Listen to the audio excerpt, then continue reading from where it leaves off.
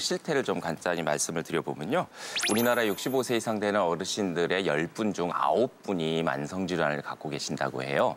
그리고 그중에서 6분 정도는 3개 이상의 만성질환을 갖고 계신다고 그러는데 그렇다 보면 당연히 이제 약을 많이 드시게 되겠죠. 최근에 발표된 통계 자료를 보니까 병원에 입원해 계시는 어르신들 같은 경우는 한 18개 정도까지 18알 정도. 그리고 이제 외래 통원 치료를 하신 분들은 평균 한 6개 정도를 드신다라는 발표가 있었습니다. 문제는 이제 이런 약을 많이 드시게 되면은 질병 때문에 약물에 이제 상호작용이 생겨서 부작용이 생길 수가 있겠죠. 그래서 또한 어떤 한 연구에 따르게 되면 두 종류의 약물을 섞어서 드시게 될 경우에는 부작용에 생길 수 있는 위험도가 한 13%. 13%. 그리고 한 4개 정도를 드시게 되면 그거의 2배 정도는 한 38%.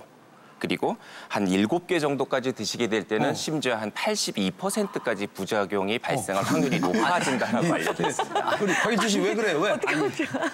아니, 갑자기 무서운데요? 그렇죠? 저는 100%가 넘어가는 건데. 우와. 그런데 이제 여기에다가 이제 가끔씩 불편해서 사서 드실 수 있는 일반 의약품에 건강기능식품까지 합하게 되면 이제 수는 더 늘어나게 되겠죠.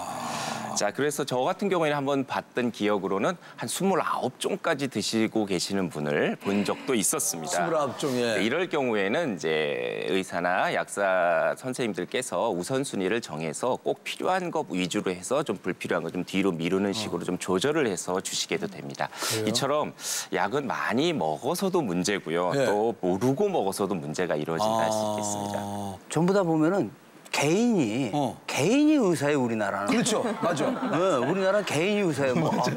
저기 약국 가서 이제 코가 맹맹하고 이거 골이 아픈데 감기 아닙니까? 그 감기약을 자기들이 줘서 먹고 막 이러거든요. 저는 지금 아직 부작용이 없어요. 이게 또 의사 처방이기 때문에 그런 건지 그게 혹시 궁금하네요. 그렇죠.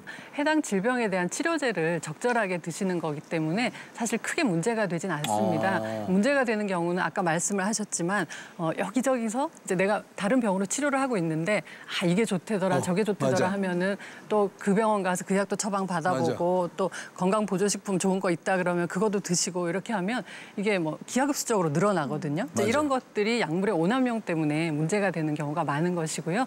적절하게 치료를 드시기 때문에 아마 부작용을 지금 크게 못 느끼시고 오히려 이런 경우는 진짜 약이 되는 거죠. 그렇지만 이제 많은 분들은 되게 약을 좀 쉽게 생각하는 경향이 있습니다. 그래서 뭐 약을 먹으면 그냥 몸에 좋겠지 이렇게 생각을 하지만 그게 꼭 그렇지 않다는 연구 결과들이 뒷받침하는 것들이 있는데요. 해외에서 우리가 사망 원인을 분석을 해보면 대개는 심장질환이나 암이 이제 1등, 2등을 다투게 되죠. 그렇지만 약물 복용 자체도 이제 그 순위에 들어간다는 겁니다. 그래요? 이런 것처럼 우리가 약 같은 경우는 잘 복용하면